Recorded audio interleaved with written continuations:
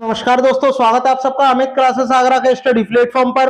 तो दोस्तों आज हम आपके बीच में उपस्थित हुए हैं ईवीएस की से को लेकर के, जो कि बहुत ही ज्यादा महत्वपूर्ण रहने वाली वीडियो है दोस्तों। और ये जो वीडियो है दोस्तों, इसमें जितने भी प्रश्न आए हैं 2011 से लेकर के 2023 तक सभी इसमें इंक्लूडेड हैं। और ये वही प्रश्न है जो बार बार परीक्षा में आते हैं और यहाँ आने वाले हैं। तो बिल्कुल देरी न करते हुए आइए स्टार्ट करते हैं दोस्तों। बात करते हैं दोस्तों प्रश्न नंबर फर्स्ट की। और प्रश्न नंबर फर्स्ट को भी स्टार्ट करने से पहले अगर आपने अभी तक हमारे चैनल को सब्सक्राइब नहीं किया हुआ है तो सभी भाई बहनों से एक रिक्वेस्ट है कि एक बार चैनल को लाइक शेयर सब्सक्राइब जरूर करें। तो चलिएगा स्टार्ट करते हैं। प्रश्न नंबर फर्स्ट, कौन सी विशेषता परिवार की नहीं है? मैं आपको अच्छी तरीके से मैराथन क्लास में भी बता चुका हूं कि जो परिवार आपके होते हैं वो दो प्रकार के होते हैं। एक आपका एकल परिवार होता है और एक आपका संयुक्त परिवार होता है। एक आपका एकल परिवार हो गया दोस्तों और दूसरा आपका कौन सा हो गया? संयुक्त परिवार हो गया। अब उनमें से आप बताना है कि इनमें से कौन सी उसकी विशेषता नहीं है। कम से कम दो भिन्न लिंग वाले वयस्क साथ रहते हो, ये तो पॉजिटिव वर्ड है, हमें कैसा चाहिए था? नेगेटिव। तो देखिएगा नेक्स्ट, प्रत्येक सदस्य की आय भिन्न भिन्न जमा की जाती है? नहीं, ऐसा नहीं है। तो ये वाला क्या हो जाएगा? रॉन्ग हो जाएगा। वे समान आवास भोजन सामान सामाजिक क्रियाओं का उपयोग करते हैं, सही बात है। सुरक्षा एवं बच्चों का साझा उत्तरदायित्व हो, ये भी बात सही है। तो आपका नेगेटिव वाला चाहिए था, नेगेटिव वाला किसमें है? बी में है। सबकी आय अलग अलग जमा नहीं होगी, सबकी आय एक ही जगह जमा होगी, चाहे परिवार कैसा भी हो। चलिएगा स्टार्ट करते हैं, नेक्स्ट प्रश्न की ओर चलते हैं। बात करते हैं दोस्तों प्रश्न नंबर सेकंड। प्रश्न नंबर सेकंड में आपसे क्या बोला गया है? निम्नलिखित में से कौन सा जल प्रसारित रोग नहीं है? बताइए ऐसा कौन सा रोग है जो जल से नहीं होता, यानी जल के कारण नहीं होता, ये आपको बताना है।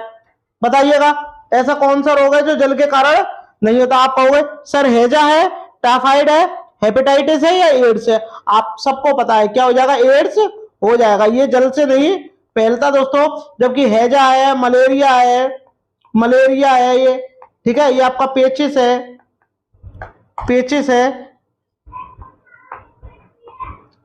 है, पीलिया है, ये दूषित जल के कारण फैलते हैं, ठीक है दोस्तों। ये आपको ध्यान में रखने हैं। चलिएगा आगे बढ़ते हैं, बात करते हैं प्रश्न नंबर थर्ड की।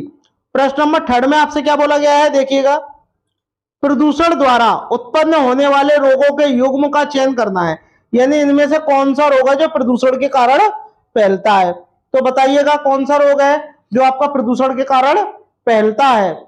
बताइएगा, कमेंट करके बताइएगा कौन कौन से रोग हैं जो प्रदूषण के कारण फैलते हैं। देखिए कैट क्राई सिंड्रोम, ये प्रदूषण के कारण नहीं फैलता, जबकि मिनीमाता फैलता है। अब दोनों होने चाहिए, तो क्या हो जाएगा? ये वाला रॉन्ग हो जाएगा। उच्च रक्तचाप, ये है नहीं है।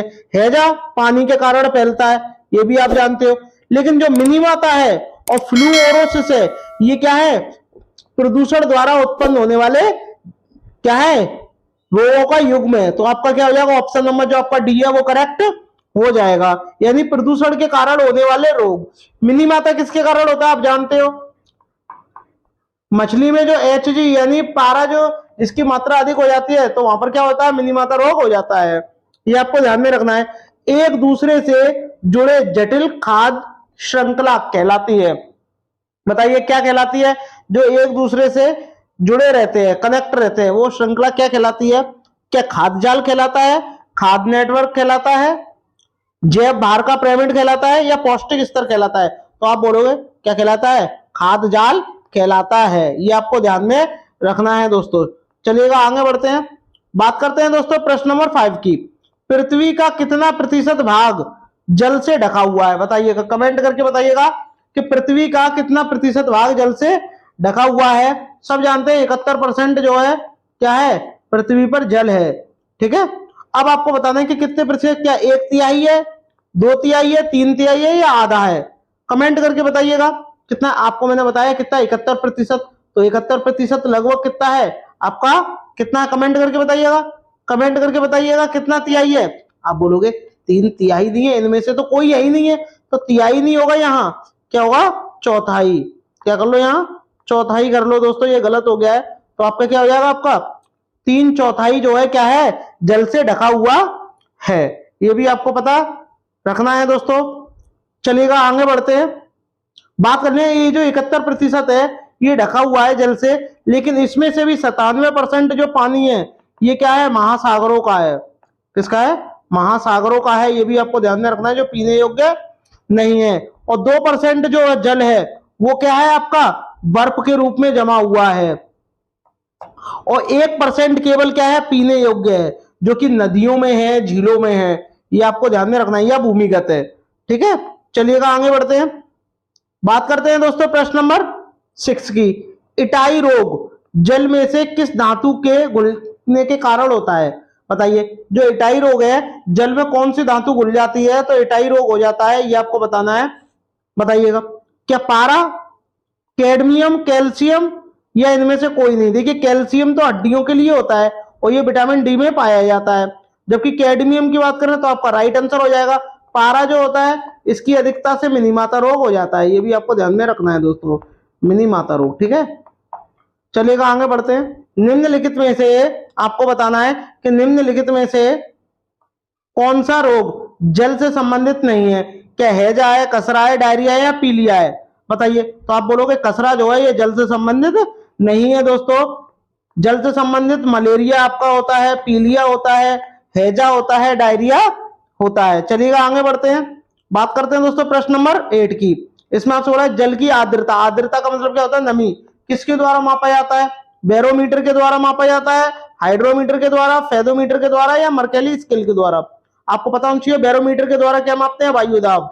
ठीक है, वायु दाब को मापते हैं। हाइड्रोमीटर के द्वारा किसको मापते हैं, आपकी आर्द्रता को मापते हैं। जबकि फेदोमीटर की बात करें तो समुद्र की गहराई, किसको मापा जाता है दोस्तों, समुद्र की गहराई को मापा जाता है।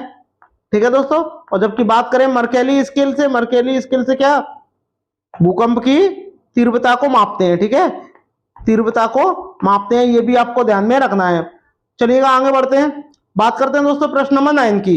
प्रश्न नंबर 9 में आपसे बोला निम्नलिखित में से कौन सी बायोडीजल फसल है? बताइए, क्या कपास है, जेट्रोफा है, गन्ना है, या आलू है? बताइएगा कमेंट करके कि कौन सी बायोडीजल की फसल है। आप सभी जानते हैं क्या हो जाएगा इसका राइट आंसर। ऑप्शन नंबर जो आपका बी है वो करेक्ट हो जाएगा।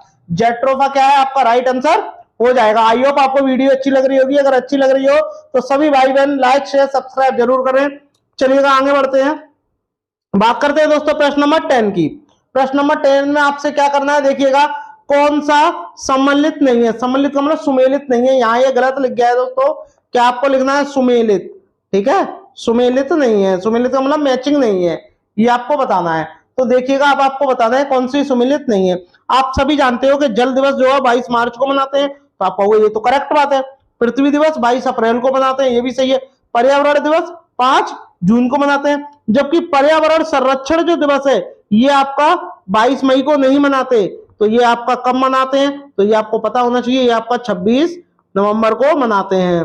ठीक है दोस्तों, 26 नवंबर को मनाते हैं। 22 मई को क्या मनाते हैं, जैव विविधता दिवस। जैव विविधता दिवस मनाते हैं। ठीक है दोस्तों, ये आपको ध्यान में रखना है दोस्तों। तो आपका राइट क्या हो जाएगा, आपका राइट वाला ए हो जाएगा। आई होप आपको वीडियो अच्छी लग रही होगी तो शेयर जरूर करिएगा। अब आपको कमेंट करके मुझे बताना है, अब आपको कमेंट करके मुझे बताना है कि 11 जुलाई को क्या मनाया जाता है। 11 जुलाई को क्या मनाया जाता है, ये आपको कमेंट करके मुझे बताना है। बात करते हैं दोस्तों प्रश्न नंबर 11 की। प्रश्न नंबर 11 में आपसे क्या बोला गया है, देखिएगा, निम्नलिखित में से कौन सा पक्षी स्वयं के नीड़ का निर्माण नहीं करता? बताइएगा। ये मैंने कई बार करा है, क्योंकि ये बार बार आ चुका है एग्जाम में, 4-5 बार रिपीट हुआ है, इसलिए मैंने बार बार इसको ले रहा हूं। तो नीड़ का मतलब क्या होता है, घोंसला। क्या होता है, घोंसला होता है। मैं आपको हर बार मैंने आपको बताया। और कौन निर्माण नहीं करता, आपका कोयल नहीं करती, ये आपको ध्यान में रखना है। जबकि कौवा क्या है, घोंसला बनाता है। चील जो है सबसे ऊंचे पेड़ की सबसे ऊंची डाली पर बनाता है, और शुतुरमुर्ग जो है वो जमीन के अंदर थोड़ा सा गड्ढा करके उसमें अंडे देता है। बात करते हैं दोस्तों प्रश्न नंबर 12 की। प्रश्न नंबर 12 में आपको क्या करना है, इसमें आपको मैचिंग करनी है। देखिएगा, सूची बंदी है, सूची दूसरी दी गई है। अब आपको मैचिंग करनी है कि हाथी जो परियोजना है ये कब आई थी, ये आपको बतानी है। और रेड डाटा बुक की पहली बार कब प्रदर्शित की गई थी, ये भी आपको कमेंट करके मुझे बताना है। तो बताइएगा, पर्यावरण संरक्षण अधिनियम कब आया था, ये भी आपको बताना है, कमेंट करके बताइएगा। तो सब जानते हैं पर्यावरण संरक्षण अधिनियम जो है कब आया था, 1986 में आया था। और तीसरे में देखो, ये होगा नहीं, ये वाला होगा नहीं। अब इनमें मैच कर लो, और आगे जैव विविधता अधिनियम, जैव विविधता जो आपका अधिनियम है ये आपका कब आया था, सन 2002 में ही आया था। तो यानी बी का तो बी हो गया, तो आप कहोगे इसमें पहला दिया ये कट गया, यही वाला आपका हो गया। जबकि बात करते हैं रेड डाटा बुक की, रेड डाटा बुक 1966 में आई थी और हाथी भी जो परियोजना है ये आपकी 1992 में लागू हुई थी। ठीक है दोस्तों, चलिएगा आगे बढ़ते हैं, बात करते हैं दोस्तों प्रश्न नंबर 13 की। प्रश्न नंबर 13 में क्या करना है आपको, सम्मिलित नहीं करना है, यानी जो आपका गलत है वो आपको बताना है।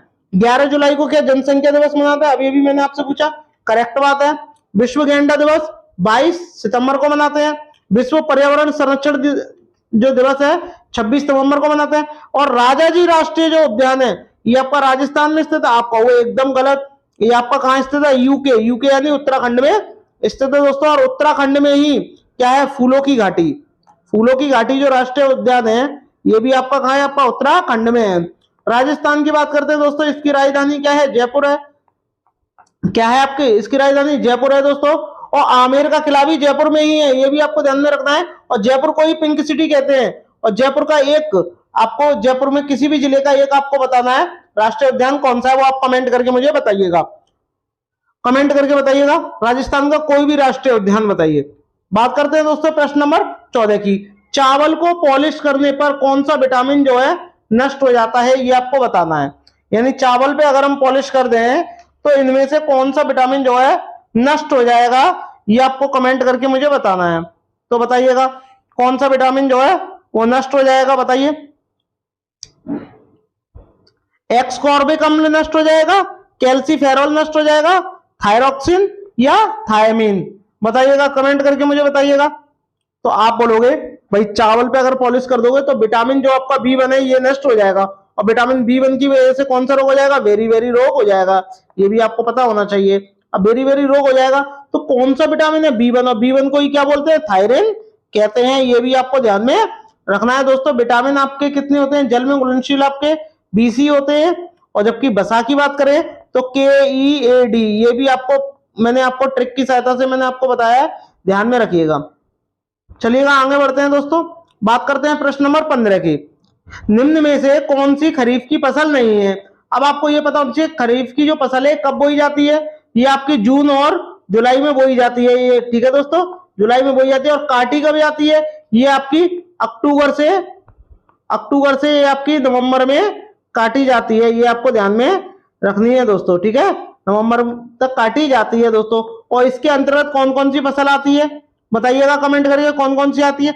आप बोलोगे सर चावल भी आती है, क्या आती है, चावल आती है, आपकी गन्ना आती है, गन्ना है, मक्का है, ये आती है, इसके अंदर आती है, ठीक है, ये आपको ध्यान में रखनी है। लेकिन खरीफ की फसल नहीं है, तो आप बोलोगे गेहूं नहीं है। अब गेहूं नहीं है तो गेहूं किसकी फसल है, आप बोलोगे सर रबी की फसल है दोस्तों। और रबी की फसल में क्या आता है, गेहूं आता है आपका, ठीक है, जौ आता है, चना आता है, मटर आता है और सरसों आती है, ये आपको ध्यान में रखना है।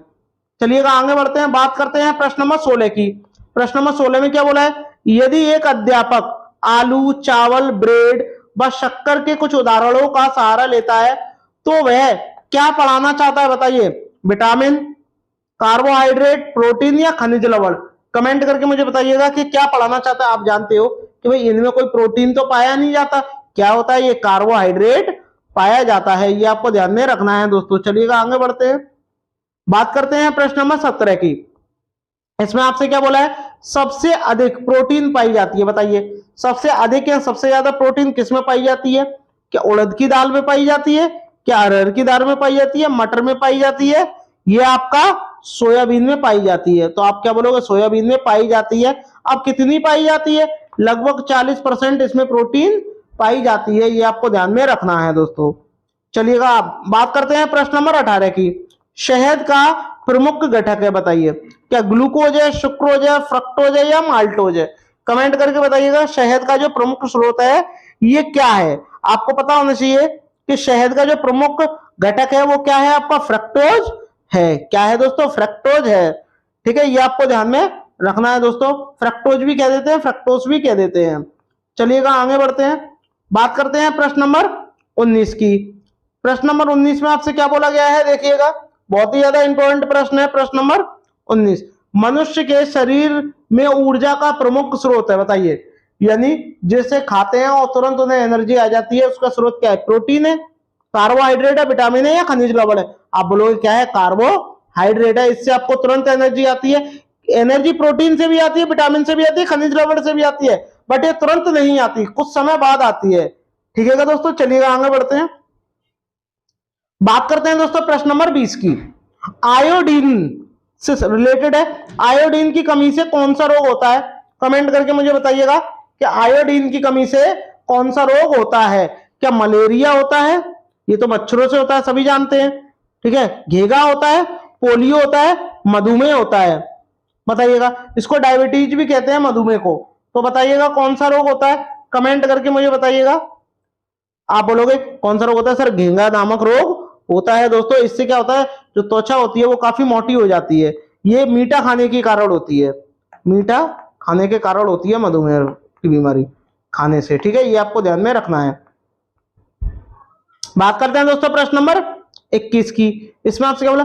रमन को उसके पड़ोसी ने 4 किलो आंवला उपहार में दिए हैं। वह मुरब्बा बनाने की योजना बनाता है, उसे किस तकनीक का अपनाने की जरूरत है? बताइए, बताओ वो किस तकनीकों को क्या है अपनाएगा? तकनीकी के मतलब वो कौन सी टेक्नोलॉजी अपनाएगा जिससे क्या है 4 किलो का मुरब्बा जो है वो बन सके और सुरक्षित रह सके? बताइए, कमेंट करके मुझे बताइएगा कि कौन सा इसका आंसर होगा। सभी भाई बहन कमेंट करिएगा, मैं आपके कमेंट देख रहा हूं। कमेंट करके बताइएगा, क्या संरक्षण होगा, क्या परिरक्षण होगा, अपघटन होगा या पाश्चुरीकरण होगा? तो इसका आपका राइट आंसर क्या हो जाएगा? परिरक्षण हो जाएगा। इससे क्या हो जाएगा, जो आंवला होंगे वो सही रहेंगे, यानी बेकार नहीं होंगे। और आंवले में कौन सा विटामिन पाया जाता है? विटामिन सी पाया जाता है। ठीक है, ये भी आपको ध्यान में रखना है दोस्तों। और विटामिन सी पाया जाता है, और विटामिन सी की कमी से कौन सा रोग होता है? स्कर्वी नामक रोग होता है। ठीक है, ये भी आपको ध्यान में रखना है दोस्तों, स्कर्वी नामक रोग होता है। बात करते हैं दोस्तों प्रश्न नंबर 22 की।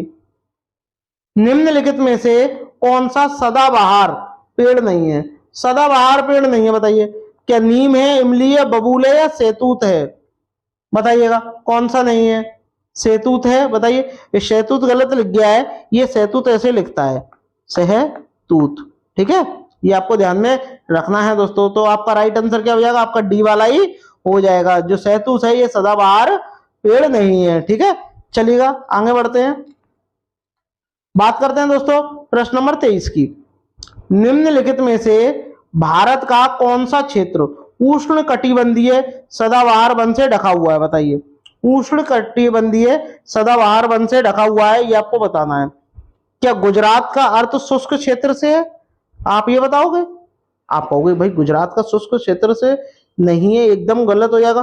पूर्वीय घाट गलत, पश्चिमी घाट और मध्य। सर्वाधिक वन कहाँ पाए जाते हैं? ये आपके एमपी में पाए जाते हैं, ये भी आपको ध्यान में रखना है। लेकिन इसका क्या हो जाएगा? पश्चिमी घाट हो जाएगा। और पश्चिमी घाट किसको बोलते हैं?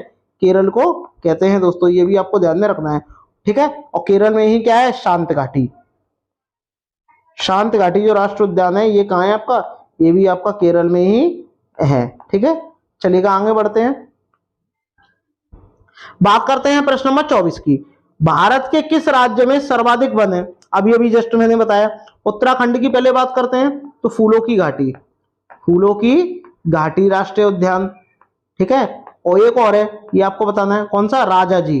क्या? राजाजी। राजाजी जो राष्ट्रीय उद्यान है ये भी आपका कहाँ है? ये आपकी उत्तराखंड में स्थित है। जो आपका मध्य प्रदेश है इसका राइट आंसर हो जाएगा, यानी एमपी में क्या है? सर्वाधिक वन है। उत्तर प्रदेश की दोस्तों बात करते हैं तो दुधवा है, दुधवा राष्ट्रीय उद्यान है, चंद्रप्रभा है। ठीक है, केरल की बात करते हैं दोस्तों, अभी भी मैंने आपको बताया शांत घाटी। क्या है? शांत घाटी जो आपका राष्ट्रीय उद्यान है ये आपका कहाँ है? केरल में ही है। केरल में ही नावों की रेस होती है। बात करते हैं दोस्तों प्रश्न नंबर 25 की। इसमें आपसे क्या बोला? निम्नलिखित में से किस राज्य में मैंग्रोव वन का सबसे अधिक क्षेत्र है? बताइए, मैंग्रोव वन का सबसे अधिक क्षेत्र है, बताइएगा। कमेंट करके मुझे बताइएगा, कमेंट करके। तो आप बोलोगे क्या राजस्थान है, क्या उत्तर प्रदेश है, सिक्किम है या पश्चिम बंगाल है? तो आपका राइट आंसर क्या हो जाएगा? पश्चिम बंगाल हो जाएगा। ये आपको ध्यान में रखना है दोस्तों। और भारत में पूरे विश्व के मैंग्रोविन जो वनस्पति होती है विश्व का लगभग कितना है? मात्र 5% पाई वनस्पति जाती हैं, सिर्फ 5% ही वनस्पति पाई जाती हैं। ये भी आपको इसमें ध्यान में रखना है दोस्तों। चलिएगा आगे बढ़ते हैं, बात करते हैं प्रश्न नंबर 26 की। प्रश्न नंबर 26 मोस्ट इंपॉर्टेंट है, मृत सागर क्या है? ये सीटेट में कई बार आया हुआ है, मृत सागर क्या है, और आपको इसका आंसर मुझे कमेंट करके बताना है कि मृत सागर क्या है। ऐसा सागर जिसमें पानी क्या हो, जहरीला हो, ऐसा सागर जो सभी सागरों व महासागरों से ज्यादा नमकीन हो, ऐसा सागर जिसमें ज्वार भाटे और तीव्र गति से आते हो, ऐसा सागर जिसमें जहाज चलाना खतरनाक हो। बताइएगा राइट आंसर क्या हो जाएगा। ऐसा सागर, मृत सागर उसे बोलते हैं जिसका क्या हो, ज्यादातर पानी क्या हो, चाहे सागर हो चाहे उसका पानी ज्यादातर क्या हो, नमकीन हो, वही क्या कहलाता है, आपका मृत सागर कहलाता है। बात करते हैं दोस्तों प्रश्न नंबर 27 की। प्रश्न नंबर 27 में आपसे क्या बोला गया है, देखिएगा, निम्नलिखित में से कौन सा महासागर ऑस्ट्रेलिया के पश्चिम, अफ्रीका के पूर्व में स्थित है? यानी ऑस्ट्रेलिया के तो पूर्व में स्थित है, पश्चिम में स्थित है, ऑस्ट्रेलिया के पश्चिम में स्थित है, और जबकि अफ्रीका की बात करें तो उसके पूर्व में स्थित है। तो बताइएगा ऐसा कौन सा है, कमेंट करके मुझे बताइएगा। तो आप बोलोगे कौन है, हिंद महासागर है दोस्तों। क्या है, हिंद महासागर है, ये मोस्ट इंपॉर्टेंट है, आपको ध्यान में रखना है दोस्तों। इसमें आपसे क्या बोला गया है, देखिएगा, विश्व की सबसे गहरी समुद्री खाई कौन सी है? बताइए, क्या चीन की खाई है, मरीना की खाई है, अरब की खाई है, या सीज्म की खाई है? कमेंट करके मुझे बताइएगा कि कौन सी खाई है। तो आप बोलोगे जो आपकी मरीना की जो खाई है, ये क्या है, सबसे ज्यादा गहरी खाई है समुद्र की, ये आपको ध्यान में रखना है दोस्तों। बात करते हैं प्रश्न नंबर 29 की। प्रश्न नंबर 29 में आपसे क्या बोला गया है, देखिएगा, ये कई बार एग्जाम में आ चुका है दोस्तों, और इस बार भी आएगा ही आएगा। इसमें आपसे पूछा है, कोकण, कोकण जो आपका रेलवे जो है ये जोड़ता है, सीधे जुड़ती है, बताओ किसको जोड़ती है, बताइएगा किसको जोड़ती है? यानी कोकण जो रेल है वो सीधे जोड़ती है। अब किसको जोड़ती है, कमेंट करके आपको बताना है। क्या मंगलौर और मुंबई को जोड़ती है, कोची और गोवा को जोड़ती है, कोलम और कोझिकोड को जोड़ती है, या अल्पुजा और मंगलौर को जोड़ती है? कमेंट करके बताइएगा। तो आपका राइट आंसर क्या हो जाएगा, मंगलौर और मुंबई को जोड़ती है, ये आपको ध्यान में रखनी है दोस्तों। ऑप्शन नंबर जो आपका ए है वो करेक्ट हो जाएगा। बात करते हैं दोस्तों प्रश्न नंबर 30 की। भारत का सबसे लंबा राष्ट्रीय राजमार्ग कौन सा है, बताइएगा। क्या आपका NH4 है, NH44 है, NH10 है, या NH5 है? कमेंट करके बताइएगा कि नेशनल जो हाईवे है वो क्या है, सबसे लंबा नेशनल राष्ट्रीय हाईवे आपको बताना है। तो कमेंट करके मुझे बताइएगा सबसे लंबा कौन सा है, कमेंट करके मुझे बताइएगा। तो आप बोलोगे सर आपका NH44 है, यानी आपका ऑप्शन नंबर जो आपका बी है वो करेक्ट हो जाएगा। लेकिन इसकी कुल लेंथ कितनी है, 3745 किलोमीटर क्या है इसकी लेंथ है, ये भी आपको ध्यान में रखनी है दोस्तों। ठीक है, तो चलिएगा दोस्तों आगे बढ़ते हैं। बात करते हैं दोस्तों यहाँ किस राष्ट्रीय उद्यान को पूर्व में हेली का राष्ट्रीय उद्यान कहा जाता है? तो आपको बताना है ऐसा कौन सा राष्ट्रीय उद्यान है जिसको हेली का राष्ट्रीय उद्यान कहा जाता है। तो आप कमेंट करके मुझे बताइएगा कि किसे कहा जाता है। क्या जिम कॉर्बेट को कहा जाता है, बताइएगा, क्या जिम कॉर्बेट को कहा जाता है, राजाजी राष्ट्रीय उद्यान को कहा जाता है, दुधवा राष्ट्रीय उद्यान को कहा जाता है? आप बोलोगे सर और इनमें से कोई नहीं, तो आप बोलोगे ये तो है नहीं है। अब बात करते हैं दुधवा राष्ट्रीय उद्यान, ये आपका कहाँ है, ये आपका यूपी में है, और यूपी में एक और है जिसका नाम क्या है दोस्तों, चंद्रप्रभा। क्या है, चंद्रप्रभा राष्ट्रीय उद्यान। राजा जी बात करते हैं, ये आपका यूके यानी उत्तराखंड में स्थित है दोस्तों। और ये जिम कॉर्बेट राष्ट्रीय उद्यान ये भी आपका यूके में स्थित है, यानी उत्तराखंड में स्थित है दोस्तों। और एक बात और कि पूर्व में हेली का राष्ट्रीय उद्यान ये कौन सा है, जिम कॉर्बेट को ही जाना जाता था। और इस राष्ट्रीय उद्यान की स्थापना कब हुई थी, इसकी स्थापना हुई थी 1935 में, और उस समय इसे हेली का नामक राष्ट्रीय उद्यान के नाम से जाना जाता था। फिर बाद में इसका नाम फिर बदला गया, तो इसका नाम क्या रख दिया, रामगंगा राष्ट्रीय उद्यान। रामगंगा राष्ट्रीय उद्यान इसका नाम रख दिया। और ये रामगंगा राष्ट्रीय उद्यान इसका नाम कब रखा था, ये भी आपको पता होना चाहिए। ये कब रखा था, 1947 में नाम रखा था। फिर इसके बाद में फिर इसका नाम बदलाव हुआ, और फिर बदलाव कब हुआ था दोस्तों, 1957 में बदलाव हुआ था, और तब जाकर इसका नाम क्या हो गया था, जिम कॉर्बेट राष्ट्रीय उद्यान हो गया था दोस्तों। तो इतना आपको ध्यान में रखना है। उत्तराखंड की बात करते हैं दोस्तों, तो उत्तराखंड में ही आपकी क्या है, उत्तराखंड में ही आपकी फूलों की घाटी राष्ट्रीय उद्यान, ये भी आपका कहाँ है, ये भी आपका उत्तराखंड में है, ध्यान में रखना है दोस्तों। चलिएगा आगे बढ़ते हैं नेक्स्ट प्रश्न की ओर। इसमें आपसे क्या कहा गया है, क्वाशरकोर नामक रोग की कमी से होता है, बताना है ये जो रोग है ये किसकी कमी के कारण होता है, आपको कमेंट करके मुझे बताना है। क्या कार्बोहाइड्रेट की कमी के कारण होता है, प्रोटीन की कमी के कारण होता है, विटामिन की कमी के कारण होता है, या आयोडीन की कमी के कारण होता है। बात करते हैं दोस्तों आयोडीन की कमी के कारण। आयोडीन की कमी के कारण कौन सा रोग होता है बताइएगा, हड्डियां कमजोर हो जाती हैं। क्या हड्डियां कमजोर हो जाती हैं, यानी हड्डी संबंधी रोग हो जाता है, ये भी आपको पता होना चाहिए दोस्तों। और एक बात और, आयोडीन की कमी से घेंगा नामक रोग भी होता है, घेंगा नामक रोग हो जाता है। ठीक है दोस्तों, तो आपका राइट आंसर क्या हो जाएगा, प्रोटीन। प्रोटीन जो है इसका करेक्ट आंसर हो जाएगा दोस्तों। आगे बढ़ते हैं दोस्तों नेक्स्ट। इसमें आपसे क्या कहा गया है देखिएगा, रिएक्टर पैमाने से की तीव्रता मापते हैं, यानी रिएक्टर पैमाने से आप किसकी तीव्रता मापते हो ये आपको बताना है। तो कमेंट करके मुझे बताइएगा रिएक्टर पैमाने से किसकी तीव्रता नापते हैं, और रिएक्टर पैमाने में कितने अंक होते हैं, 0 से लेकर के 9 अंक होते हैं। ठीक है दोस्तों, 0 से लेकर के 9 अंक होते हैं, और इससे किसकी माप कि क्या मापा जाता है, आप बोलोगे भूकंप की तीव्रता मापी जाती है, ये आपको ध्यान में रखना है दोस्तों। चलिएगा आगे बढ़ते हैं दोस्तों नेक्स्ट, ये आपको ध्यान में रखना है। प्रश्न नंबर 4 देखिएगा, इसमें आपसे क्या कहा गया है, इसमें आपसे कहा गया है वन्य प्राणी सप्ताह प्रतिवर्ष मनाया जाता है। वन्य प्राणी सप्ताह जो है प्रतिवर्ष कब मनाया जाता है ये आपको पता होना चाहिए। पूरे विश्व भर में मनाया जाता है, बहुत ही बड़े धूमधाम से मनाया जाता है। ये कब मनाया जाता है, अक्टूबर के प्रथम सप्ताह में, या हम कह सकते हैं एक से आपका 7 अक्टूबर के बीच में मनाया जाता है, ये भी आपको ध्यान में होना चाहिए। चलिएगा दोस्तों आगे बढ़ते हैं नेक्स्ट प्रश्न की ओर। प्रश्न नंबर 5 देखिएगा, इसमें क्या बोला है, प्रकाश संश्लेषण की क्रिया में हरे पेड़ पौधे बाहर निकालने वाली गैस है, यानी हरे पेड़ पौधे कौन सी गैस बाहर निकालते हैं, सब जानते हैं कौन सी गैस बाहर निकालते हैं, कमेंट करके मुझे बताइएगा। सब जानते हैं ऑक्सीजन निकालते हैं, और कार्बन डाई गैस को क्या करते हैं, अवशोषण करते हैं। अवशोषण कौन किसका करते हैं, कार्बन डाइऑक्साइड का, और ऑक्सीजन का क्या करते हैं, उत्सर्जन करते हैं। ये भी आपको पता होना चाहिए दोस्तों, उत्सर्जन किसका करते हैं, ठीक है, और उत्सर्जन किसका करते हैं। ठीक है दोस्तों, चलिएगा आगे बढ़ते हैं नेक्स्ट प्रश्न की ओर। देखिएगा, इसमें आपसे क्या बोला है, चावल को पॉलिश करने पर कौन सा विटामिन जो है नष्ट हो जाता है, ये आपको बताना है। यानी ऐसा कौन सा विटामिन है, अगर हम उस पर चावल पे पॉलिश कर दें उसकी, तो वो विटामिन क्या हो जाता है, नष्ट हो जाता है, और उसी की कमी से कौन सा रोग हो जाता है ये भी आपको बताना पड़ेगा। तो बताइए कौन सा रोग हो जाता है, कमेंट करके मुझे बताइएगा कि कौन सा रोग हो जाता है। तो आपका राइट आंसर क्या हो जाएगा, थायरीन हो जाता है। और थायरीन कौन सी विटामिन बी की कमी के कारण होता है, और विटामिन बी की कमी से कौन सा रोग होता है दोस्तों, वेरी वेरी रोग हो जाता है। यानी आपका कहने मेरा कहने का मतलब सिर्फ इतना है दोस्तों कि अगर विटामिन कौन सा नष्ट हो जाएगा, B1, और B1 की कमी से, B1 क्या है, थायरीन, और इसकी कमी से कौन सा रोग हो जाएगा, आपको वेरी वेरी रोग हो जाएगा दोस्तों, ये आपको ध्यान में रखना है। चलिएगा दोस्तों आगे बढ़ते हैं नेक्स्ट प्रश्न की ओर। प्रश्न नंबर 7 इसमें आपसे क्या बोला गया है देखिएगा, लौंग एवं केसर पौधे के किस भाग से प्राप्त होते हैं, यानी लौंग है केसर है, ये पौधे के किस भाग से प्राप्त होते हैं, ये आपको कमेंट करके मुझे बताना है, बताइएगा। तो देखिए लौंग आपने देखी होगी, लौंग आपकी कैसी होती है, ऐसी ही तो होती है, देखो फूल के आकार की, तो किसके, फूल से। और केसर भी क्या है, केसर भी क्या है, फूल है। ठीक है, एक पौधा होता है उससे प्राप्त होता है दोस्तों, ये आपको पता होना चाहिए। और केसर का उत्पादन भारत के किस राज्य में होता है, और लौंग का किस राज्य में होता है, ये भी आपको बताना है। तो बात करते हैं दोस्तों लौंग की, तो लौंग का उत्पादन कहाँ होता है दोस्तों, केरल में होता है।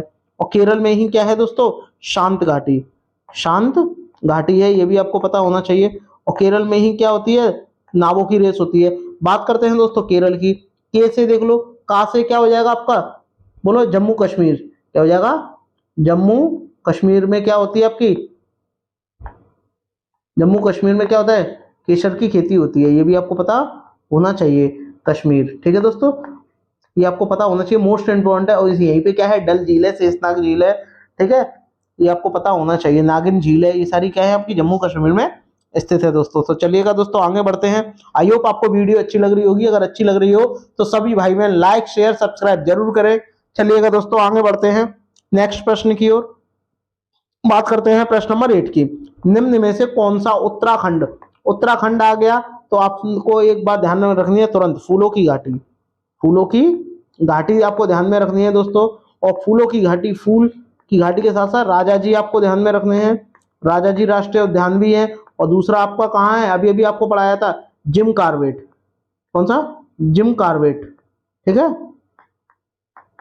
ये भी आपको ध्यान में रखना है दोस्तों। इसी का पहला नाम क्या है, रामगंगा है, उससे भी पहला नाम क्या है, हेली का राष्ट्रीय उद्यान। इसका राज्य का प्रतीक नहीं है, यानी ये 4 दिए गए हैं, इनमें से आपको बताना है कि कौन सा प्रतीक नहीं है। तो कमेंट करके मुझे बताओ कौन सा प्रतीक नहीं है, कमेंट करो। उत्तराखंड का राज्य प्रतीक क्या है आपका, बताओ, देखिए बताइए, कमेंट करके मुझे बताइए। देखिए बात करते हैं राजकीय प्रतीक क्या है, बात करते हैं राजकीय पक्षी, वो क्या है, राजकीय पक्षी कौन है, ये पक्षी है, कौन सा, राजकीय पक्षी यानी मोनाल है। बात करते हैं दोस्तों वृक्ष की, ये क्या है आपका वृक्ष, ये आपका वृक्ष है, क्या है दोस्तों, वृक्ष है दोस्तों। और कस्तूरी मृग आप सभी लोग जान गए होंगे, ये क्या है आपका पशु है, ये क्या है पशु, ये आपके क्या है उत्तराखंड के राज्य के प्रतीक है। लेकिन बात करें बाघ की, ये आपका भारत का राष्ट्रीय क्या है, ये भारत का राष्ट्रीय पशु है, ये आपको पता होना चाहिए दोस्तों। चलिएगा आगे बढ़ते हैं नेक्स्ट प्रश्न की ओर। दोस्तों बात करते हैं प्रश्न नंबर 9 की। देखिएगा इसमें आपसे क्या बोला गया, हमारे पर्यावरण को बचाने के लिए 3 आर हैं। अब 3 आर कौन कौन से हैं ये भी आपको पता होना चाहिए। सबसे पहले पर्यावरण आपको पता होना चाहिए, एक मनाते हैं दोस्तों 5 जून को मनाते हैं, और एक 1992 में एक नीति तैयार की गई थी पर्यावरण संरक्षण को बचाने के लिए, और उसमें बयां किया गया था 3R। अब 3R का दोस्तों मतलब क्या है, पहले आर का मतलब क्या है, पहले आर का मतलब क्या है, रिड्यूस, क्या है, रिड्यूस है। दूसरे आर का मतलब क्या है दोस्तों, रीयूज है, रीयूज है दोस्तों। और तीसरे आर का मतलब क्या है, रिसाइकिल है, ठीक है दोस्तों, ये आपको ध्यान में रखना है। तीसरे आर का मतलब क्या है, रिसाइकिल है। और इसका क्या मतलब है, रिड्यूस का मतलब क्या होता है, कम करना। तो देखो इसमें दिया नहीं है, इसमें दिया है कम उपयोग, इसमें भी दिया है, ठीक है। चक्रण, चक्रण का मतलब क्या होता है, रिसाइकिल होता है। रीयूज का मतलब प्रयोग, तो इसमें निर्माण दिया है, इसमें भी निर्माण दिया है, और इसमें संरचना दी है, ये गलत हो गया। तो आपका जो आपका ऑप्शन सी है वो करेक्ट हो जाएगा, यानी कम उपयोग, पुनः चक्रण और पुनः उपयोग, ये आपको पता होना चाहिए, ठीक है दोस्तों, ये आपको पता होना चाहिए। चलिएगा आगे बढ़ते हैं दोस्तों, नेक्स्ट प्रश्न की ओर चलते हैं। बहुत ही बढ़िया प्रश्न है दोस्तों, और ये प्रश्न जो है कई बार एग्जाम में आया हुआ भी है, कई बार परीक्षा में पूछा गया प्रश्न है ये, ऐसा नहीं है कि आया नहीं हो, कब बहुत बार आया हुआ प्रश्न है। चलिएगा दोस्तों आगे बढ़ते हैं नेक्स्ट प्रश्न की ओर। प्रश्न नंबर 10, और प्रश्न नंबर 10 में देखिएगा क्या बोला है आपसे। प्रश्न नंबर 10 में बोला है ऊर्जा का अप्रदूषकीय स्रोत है। अब उनमें से कौन सा है अप्रदूषकीय स्रोत, ये आपको कमेंट करके मुझे बताना है। तो कमेंट करके मुझे बताइएगा कि कौन सा है, यानी जिससे क्या है प्रदूषक नहीं होता। देखिए नाभिकीय ऊर्जा से प्रदूषण होता है, पेट्रोल से भी होता है, डीजल से भी होता है, सौर ऊर्जा से कोई प्रदूषण नहीं होता। तो आपका जो ऑप्शन बी है वो करेक्ट हो जाएगा दोस्तों। चलिएगा आगे बढ़ते हैं नेक्स्ट प्रश्न की ओर। इसमें आपसे क्या बोला है, पृथ्वी का ऊष्मायन का अर्थ है। अब पृथ्वी के ऊष्मायन का क्या अर्थ है दोस्तों, बताइएगा कमेंट करके। पृथ्वी के ऊष्मायन का क्या अर्थ है, पवन ऊर्जा के कारण पृथ्वी का ताप बढ़ना। पवन ऊर्जा के कारण पृथ्वी का ताप कब से बढ़ने लग गया, पृथ्वी का ताप किससे बढ़ता है, वैश्विक, वैश्विक तापमान से बढ़ता है। वैश्विक तापमान का मतलब ग्रीन हाउस से, ठीक है। हरित गृह के कारण क्या होता है, पृथ्वी का तापमान बढ़ता है। तो घने जंगलों में वायुमंडल गैस उत्सर्जन गलत हो गया, समुद्र में ज्वार भाटा गलत। आपका ऑप्शन जो आपका ए है वो करेक्ट हो जाएगा, ग्रीन हाउस गैस द्वारा पृथ्वी का तापमान बढ़ता है। और ग्रीन हाउस गैसें कौन कौन सी होती हैं, जैसे सीएफसी की हो गई, ठीक है, सीएफसी हो गई, और आपकी कार्बन डाइऑक्साइड हो गई, आपकी N2O हो गई, CH3 हो गई, ये क्या है आपकी ग्रीन हाउस गैसें हैं दोस्तों, ये आपको ध्यान में रखनी है। चलिएगा दोस्तों आगे बढ़ते हैं। आई होप आपको वीडियो अच्छी लग रही होगी, तो सभी भाई बहन लाइक शेयर सब्सक्राइब जरूर करें। देखिएगा इसमें आपसे क्या बोला है, कार्बन डेटिंग। अब कार्बन डेटिंग विधि प्रयुक्त की जाती है, यानी कार्बन डेटिंग जो विधि है क्यों प्रयुक्त की जाती है ये आपको बताना है। बताइएगा कमेंट करके मुझे बताइएगा कि कार्बन डेटिंग। अब कार्बन डेटिंग की फुल फॉर्म क्या है, C14 आपने छोटी क्लास में पढ़ा होगा, छोटी क्लास में मतलब 12th क्लास वगैरह में पढ़ा होगा केमिस्ट्री में। C14 से क्या होता है, इसकी खोज हुई थी, C14 की कब हुई थी ये आपको बताना है, 27 फरवरी 1940 में क्या है इसकी खोज हुई थी, C14 की, ठीक है दोस्तों। और किसने की थी, मार्टिन केमेन ने की थी। किसने की थी दोस्तों, मार्टिन केमेन ने की थी इसकी खोज, ठीक है दोस्तों, ये आपको पता होना चाहिए। और ये जो है खोज हो गई, फिर इसके बाद में इसका मतलब क्या होता है ये भी तो आपको बताना है। कार्बन डेटिंग का स्थान ज्ञात करने के लिए, वस्तुओं की आयु ज्ञात करने के लिए, लिपि को पहचानने के लिए, वस्तु की पहचान के लिए। गलत हो गया, ये भी गलत हो गया, स्थान की नहीं, कोई भी वस्तु कितनी पुरानी है उसकी पहचान करने के लिए कार्बन डेटिंग की जाती है, यानी C14 के द्वारा उसकी पता चल जाती है कि कोई भी जैसे मूर्ति अगर जमीन में से निकली है तो अगर उसका कार्बन परीक्षण अगर आप करोगे तो पता चल जाएगा वो कितने साल पुरानी मूर्ति है। चलिएगा दोस्तों आगे बढ़ते हैं नेक्स्ट प्रश्न की ओर। बात करते हैं प्रश्न नंबर 13। अम्लीय वर्षा से ऐतिहासिक इमारतें एवं मूर्तियां का क्षरण होना कहलाता है, बताइए क्या कहलाता है वह, कमेंट करके मुझे बताइए। डाई डिपोजिशन कहलाता है, स्टोन लेप्रोसी कहलाता है, एरोसोल कहलाता है, इनमें से कोई नहीं। कमेंट करके मुझे बताइएगा कि आपका राइट आंसर क्या है इसमें, कमेंट करके मुझे बताइएगा। तो देखिए सबसे पहले बात होती है अम्लीय वर्षा होती किससे है, जब वर्षा के जल में सल्फर डाइऑक्साइड मिल जाता है तो वह क्या है, अम्लीय वर्षा हो जाती है दोस्तों। तो इसका राइट आंसर क्या हो जाएगा, स्टोन लेप्रोसी आपका राइट आंसर हो जाएगा। चलिएगा दोस्तों आगे बढ़ते हैं प्रश्न नंबर 14। इसमें आपसे क्या बोला, स्पर्श गंगा अभियान का मुख्य उद्देश्य बताइए। स्पर्श गंगा का अभियान का मुख्य उद्देश्य आपको बताना है। स्वास्थ्य सुरक्षा गलत हो जाएगा, नदियों को जोड़ना गलत, मंदिरों का निर्माण गलत, क्या हो जाएगा, गंगा की स्वच्छता।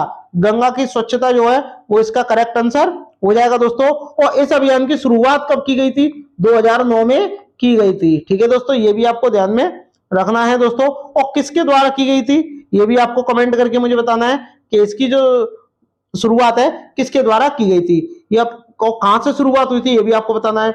बताइए, यूके से शुरुआत हुई थी और यूके के सीएम थे, कौन सीएम थे उस समय जिन्होंने इसकी घोषणा की थी, रमेश पोखरियाल। क्या नाम था, रमेश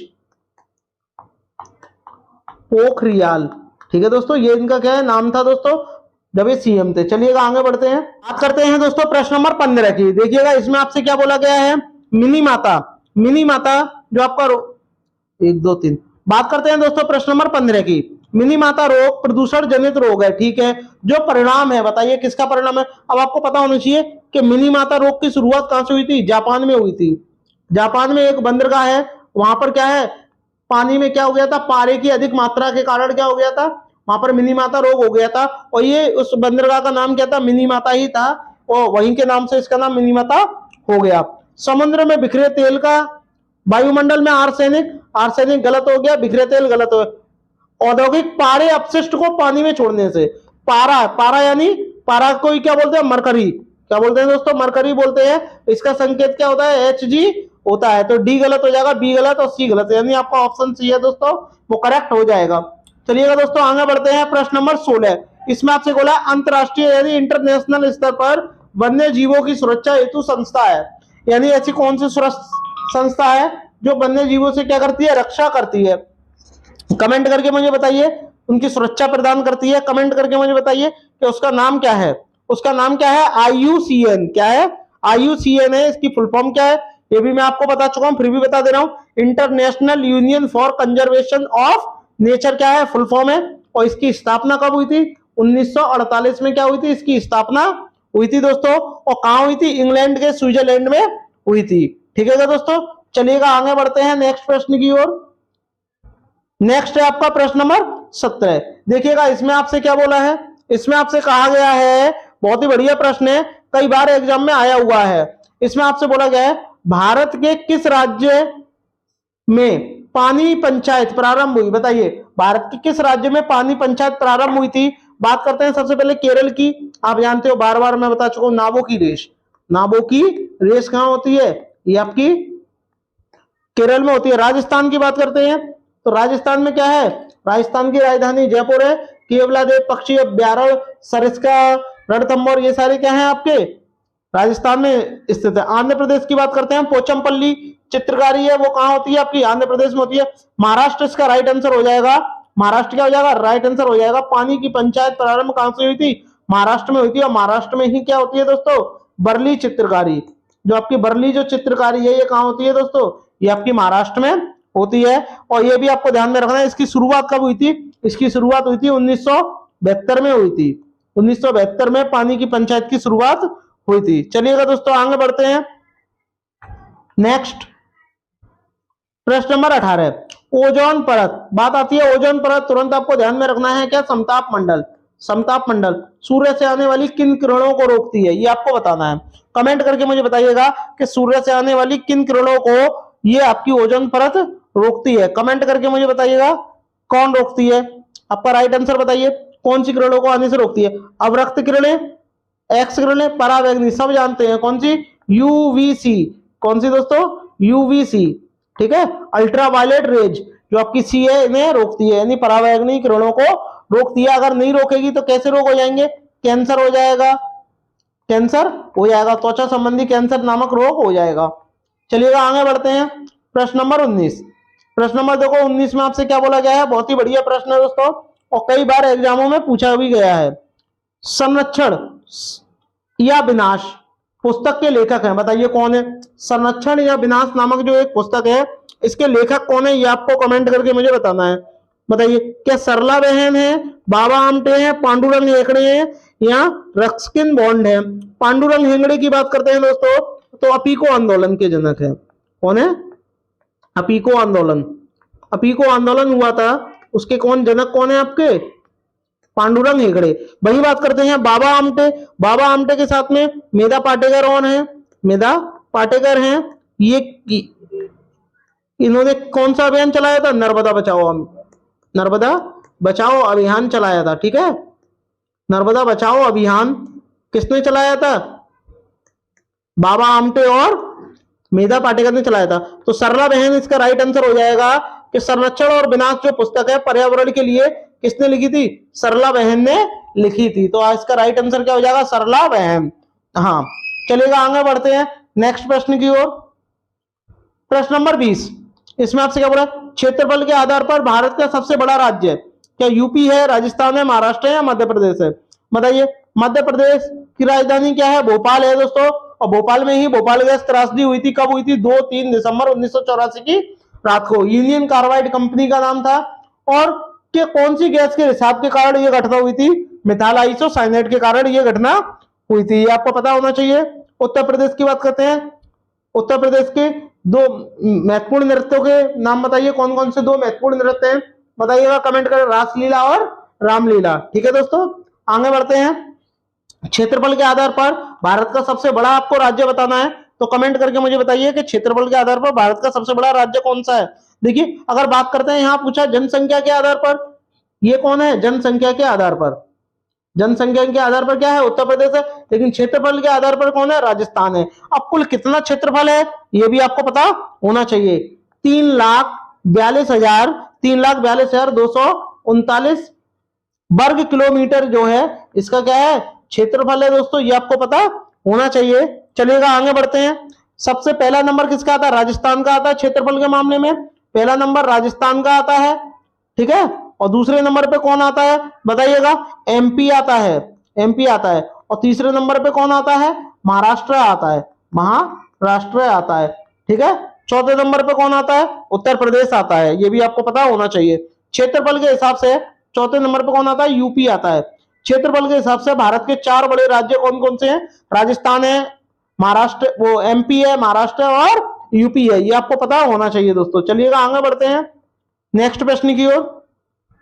प्रश्न नंबर 21, वह कौन सा पक्षी है जो सबसे ऊंचे पेड़ की सबसे ऊंची डाली पर अपना घोंसला बनाता है? किसी भी पेड़ की, अगर इसकी जगह ये आ जाता, किसी भी पेड़ की, किसी भी पेड़ की ऊंची डाली पर घोंसला, डाली पर घोंसला कौन बनाता है? ये आपका कौवा बनाता है। कौन? कौवा बनाता है, ठीक है, किसी भी पेड़ की ऊंची डाली पर। लेकिन सबसे ऊंची पेड़ की सबसे ऊंची डाली पर कौन घोंसला बनाता है? ये आपका चील बनाती है। कौन बनाती है? चील बनाती है। राइट आंसर क्या हो जाएगा? आपका बी हो जाएगा। कोयल अपना घोंसला नहीं बनाती। कोयल अपना घोंसले किसके घोंसले में अंडा देती है? कौवे के घोंसले में अंडा देती है। शुतुरमुर्ग अपना घोंसला जो है वो जमीन के अंदर छोटा थोड़ा सा गड्ढा करेगा और उसके अंदर क्या करेगा? उसमें अंडे दे देगा। बात करते हैं कबूतर की। कबूतर कहां देते हैं? खंडरों में या पुराने मकानों में अपना घोंसला बनाते हैं। चलिएगा आगे बढ़ते हैं नेक्स्ट प्रश्न की ओर। बात करते हैं दोस्तों प्रश्न नंबर 22। सन 1992 में पर्यावरण सुरक्षा से संबंधित प्रथम पृथ्वी सम्मेलन किस शहर में हुआ था? यह आपको बताना है। यानी पृथ्वी शिखर सम्मेलन कहां हुआ था, यह आपको बताना है। बताइएगा, कमेंट करके मुझे बताइएगा, कमेंट करके मुझे बताइएगा कहां हुआ था।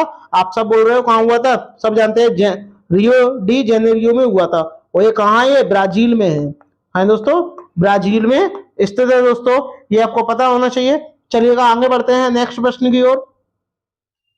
बात करते हैं दोस्तों प्रश्न नंबर 23। भूमिगत जल स्तर को उसके प्राकृतिक स्तर पर पुनः लाने के लिए निम्न में से कौन सा उपाय सही होगा, बताइए। पारस्परिक फसलों को उगाया जाना, धान एवं गन्ने के उगाए जाने वाले क्षेत्रफल को बढ़ाना, यानी जैसे मान लो 2 किलोमीटर वर्ग एरिया में लग रहा है धान और गन्ना, तो उसे 4 किलोमीटर कर देना। पाताल तोड़ कुओं का अधिक निर्माण किया जाना, औद्योगिकरण को बढ़ावा देना। बताइए इसका राइट आंसर क्या हो जाएगा, बताइए। आप बोलोगे इसका राइट आंसर क्या हो जाएगा, सी हो जाएगा, पाताल तोड़ कुओं का अधिक निर्माण करना। तो क्या हो जाएगा, भूमिगत जल जो है वो पुनः सही हो जाएगा, पुनः सही यानी प्राकृतिक स्तर पर आ जाएगा। चलिएगा दोस्तों आगे बढ़ते हैं। बात करते हैं प्रश्न नंबर 24 की। वह कौन सा जानवर है जो पेड़ से उल्टा लटक कर 17 घंटे सोता है और सबसे आलसी जानवर भी है, अच्छा तैराक भी है। तुरंत आपको आंख बंद करके पता चल गया होगा और तुरंत आप टिक लगाने में क्या हो जाएगा, स्लॉथ हो जाएगा। यह अच्छा तैराक भी है। यह अपने इसकी आयु कितनी होती है, इसकी आयु 40 वर्ष होती है और अपने जीवन काल में केवल 8 पेड़ों पर ही निवास करता है, यानी एक पेड़ पर 5 साल रहता है। जिस पेड़ पर रहता है उसी की पत्तियां खाता है। हाथी की बात करते हैं, इसे विरासत पशु कहते हैं। क्या बोलते हैं, विरासत पशु के नाम से भी जानते हैं दोस्तों। बाघ दिवस कब मनाते हैं, 29 जुलाई को मनाते हैं दोस्तों, 29 जुलाई को मनाते हैं। और प्रोजेक्ट बाघ जो है यानी प्रोजेक्ट टाइगर कब आया था, 1973 में आया था। 1972 में कौन आया था, ये भी आपको बताना है, प्रोजेक्ट शेर आया था। चलिएगा आगे बढ़ते हैं नेक्स्ट प्रश्न की ओर। प्रश्न नंबर 25। अब देखिएगा इसमें आपसे क्या पूछा गया है, बहुत ही बढ़िया प्रश्न है, कई बार एग्जाम में आया हुआ प्रश्न है ये। तो सभी भाई बहन जितने भी लाइव देख रहे हैं चैनल को लाइक शेयर सब्सक्राइब जरूर करें। बात करते हैं मनुष्य की तुलना में 6 गुना अधिक कौन से जानवर देख सकते हैं। बात करते हैं मनुष्य की तुलना में 4 गुना कौन से देख सकते हैं, पहले ये आपको पता होना चाहिए। 4 गुना कौन कौन से देख सकते हैं, ये आपका पहला हो गया गिद्ध हो गया, चील हो गया और बाज। ये क्या है, ये 4 गुना अधिक देख सकते हैं मनुष्य की तुलना में। क्यों, क्योंकि इनके 2 पैर होते हैं और दो ही क्या होते हैं, 2 ही आंखें होती हैं, इसलिए 4 गुना अधिक देख लेते हैं। लेकिन बात करते हैं जानवर की बात हो रही है, ये तो पक्षी हो गए, तो शेर है, बाघ है, चीता है, यानी उपरोक्त सभी ये जो 3 हैं ये क्या मनुष्य की तुलना में 6 गुना अधिक देख लेते हैं। क्यों, क्योंकि इनके 4 पैर होते हैं, 2 आंखें होती हैं और दोनों को अगर जोड़ देंगे तो 6 हो जाएगा और 6 गुना मनुष्य से अधिक देख सकते हैं। ठीक है दोस्तों, चलिएगा आगे बढ़ते हैं नेक्स्ट प्रश्न की ओर। बहुत ही बढ़िया प्रश्न है दोस्तों ये इस बार सीटेट में आएंगे ही आएंगे।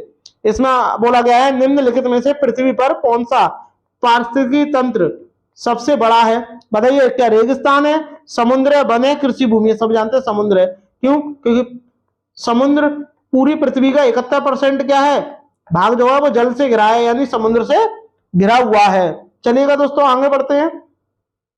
और बहुत सारे जीव भी समुद्र में पाए जाते हैं। कई प्रजातियां ऐसी हैं जिनका आज तक नाम भी नहीं पता है, ऐसी प्रजातियां पाई जाती हैं। पर्यावरण एवं वन मंत्रालय भारत सरकार द्वारा पर्यावरण के क्षेत्र में दिया जाने वाला पुरस्कार का नाम क्या है, बताइए। पर्यावरण मित्र है, पर्यावरण श्री है, तरु मित्र है या वृक्ष मित्र है। कमेंट करके मुझे बताइएगा कि इसका राइट आंसर क्या होगा। कमेंट करके मुझे बताइएगा कि ये जो पुरस्कार दिया जाता है कब से दिया जाता था, इसका नाम क्या है, बताइएगा। कमेंट करके मुझे नाम बताइएगा कि इसका नाम क्या है।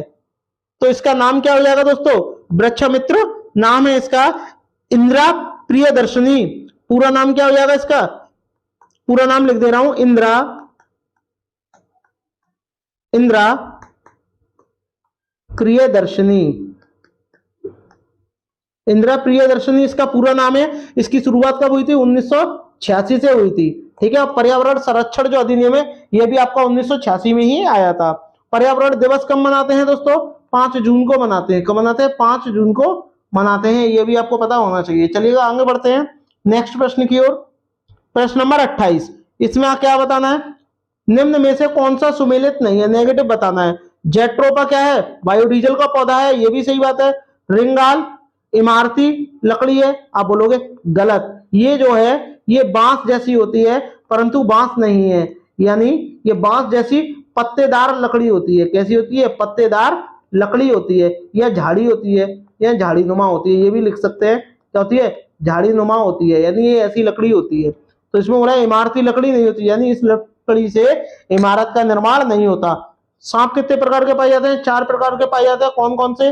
पहले का नाम है करैत, अफाई, नाग और दुबोइया। ये 4 प्रकार के पाए जाते हैं। खेजड़ी वृक्ष कहाँ है? राजस्थान में पाया जाता है, ये भी सही है। यानी आपका ऑप्शन जो बी है वो गलत हो जाएगा दोस्तों। चलिएगा आगे बढ़ते हैं नेक्स्ट प्रश्न की ओर। प्रश्न नंबर 29, इसमें आपसे क्या बोला है? निम्न में से प्रक्रियाओं का, यानी ये जो प्रक्रियाएं दी गई इनमें से कौन सा युग्म पौधों को जंतुओं से अलग करता है? बताओ, पौधों को जंतुओं से अलग करता है, यानी पौधों और जंतुओं में भिन्नता पाई जाती है। बताना है आपको इनमें से कौन सा है। बताइए। श्वसन एवं प्रजनन पौधे भी करते हैं और जंतुएं भी करते हैं। माइटोकॉन्ड्रिया तथा सेंट्रोसोम ये भी होता है। क्लोरोफिल और रसदानी, ठीक है। रसदानी किसमें होता है? जंतुओं में होता है, जबकि पौधों में क्या होता है? क्लोरोफिल होता है। यानी ये अंतर पाया जाता है, ये आपको पता होना चाहिए दोस्तों, ठीक है। चलिएगा आगे बढ़ते हैं नेक्स्ट प्रश्न की ओर चलते हैं। बहुत ही बढ़िया प्रश्न है ये, ठीक है। आई होप आपको वीडियो अच्छी लग रही होगी। अगर अच्छी लग रही हो तो सभी भाई बहन लाइक शेयर सब्सक्राइब जरूर करें। चलिएगा आगे बढ़ते हैं, बहुत ही बढ़िया प्रश्न है ये। नेक्स्ट प्रश्न की ओर चलते हैं, ठीक है। चलिएगा नेक्स्ट प्रश्न की ओर बात करते हैं प्रश्न नंबर 30 की, जो कि बहुत ही बढ़िया प्रश्न है। कक्षा 4 की एक शिक्षिका ने अपने शिक्षार्थियों से कहा है, यानी कक्षा 4 की एक मैडम जी हैं, उन्होंने अपने छात्र से कहा है कि कुछ वयोवृद्ध लोग, यानी कुछ बूढ़े बुजुर्ग लोगों से यह पूछिएगा कि जब वे जवान थे तो क्या उन्होंने कुछ पौधे ऐसे देखे थे जो आजकल नहीं दिखाई देते हैं। यानी कुछ ऐसे पौधे देखे होंगे जो अब दिखाई नहीं देते, पहले दिखाई देते थे। उपरोक्त प्रश्न को पूछे जाने में से कौन सा कौशल का आकलन संभावित नहीं है? बताइए। यानी ऐसा कौन सा कौशल है जिसका क्या हो जाएगा? जिसकी संभावना नहीं है। बताइए। अभिव्यक्ति होगी, सही बात है, अभिव्यक्ति होगी। प्रश्न भी पूछेंगे एक दूसरे से, पाया जाता था, वो बोलेंगे नहीं पाया जाता। क्यों नहीं पाया जाता था? पाया जाता है तो कहां पाया जाता है, इसके बारे में चर्चा करना, तो चर्चा भी हो जाएगा, लेकिन प्रयोग नहीं हो पाएगा। और प्रयोग नहीं हो पाएगा तो इसमें नेगेटिव भी पूछा था, तो आपका ऑप्शन नंबर जो आपका ए है दोस्तों वो करेक्ट हो जाएगा। चलिएगा दोस्तों आगे बढ़ते हैं नेक्स्ट। आई होप आपको वीडियो अच्छी लगी होगी। अगर अच्छी लगी हो तो सभी भाई बहन लाइक शेयर सब्सक्राइब जरूर करें। मिलते हैं नेक्स्ट वीडियो में, तब तक के लिए धन्यवाद।